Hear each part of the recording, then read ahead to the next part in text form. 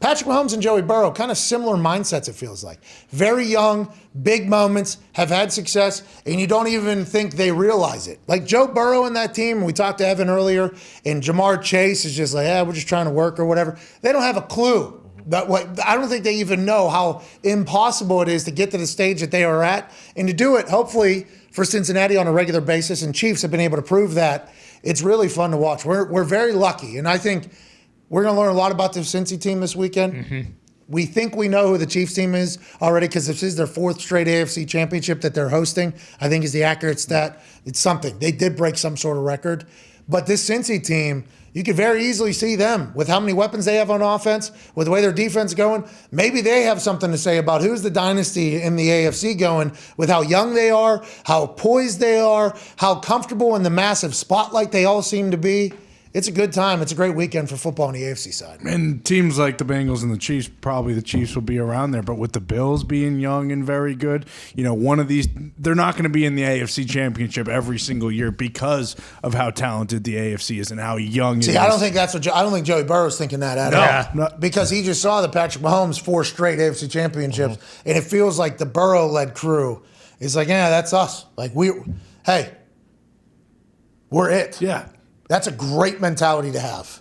And not everybody can – there's a lot of teams that can't get to that. There's a lot of teams that, we're good, but we don't have 100% belief that we can go on. Yeah, we hope to win. We're not expecting – Joe Burrow's if they lose, that never crossed his mind. It feels like no, what do you mean? Of course I'm going to win. Just give me the ball. And by the way, Joey Burrow, let's hope he doesn't – yeah. 9 sacks. We can't get 9. His leg ripped off on. He's going to have to get rid of the ball early a few times, no question. See, that is always the conversation, and I assume that's why Joe isn't as loud, or his team isn't as loud. Whoever his team is, even though he's young, he gets hit a lot. And this is like with Andrew Luck. When Andrew Luck was getting hit a lot, there's always the immediate follow-up. Well, he needs to throw the ball earlier then. If he doesn't want to get hit, get rid of the ball or whatever the case is. There's probably a fine balance in there, and we've seen him mic'd up with Joey Burrow where he said, I'm tired of getting hit by you guys. I'm not doing that anymore. 9 sacks, still getting a win. Unbelievable grit, unbelievable confidence. And I like watching Joey Burrow. He was calling plays, they said. Yeah. There was a portion of the game where his headset went out. Yeah, the communications weren't working in the entire stadium, I guess. So Joe Burrow was just like, all right, fuck it, I'll call it. And that's what I think everybody's so impressed with him.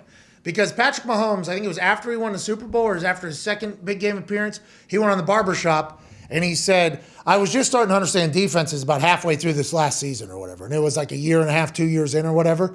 And everyone's like, oh shit, he's just starting to figure it out. They're only going to go. Watching Joe pre-snap almost, he looks like a guy who's been in the year, like 10 years, He looks like he has that type of brain to be able to process everything going on. He's a throwback almost at the quarterback position in the modern day that we're in. He's definitely like a guy that I think the whole team looks to and they know, hey, this dude, he might be the toughest guy on the squad. And they respect that and they love that and how competitive he is.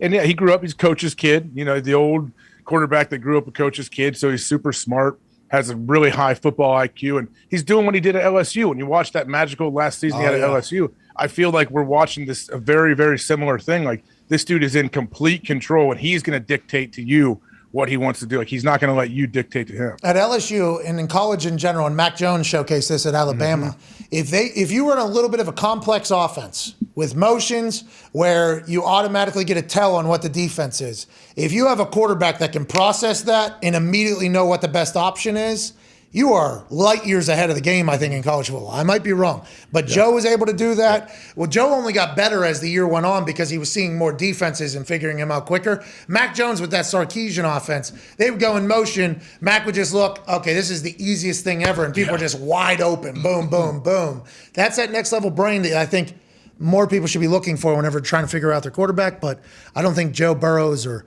Mac Jones just grow on trees, although they do appear to be similar in ages.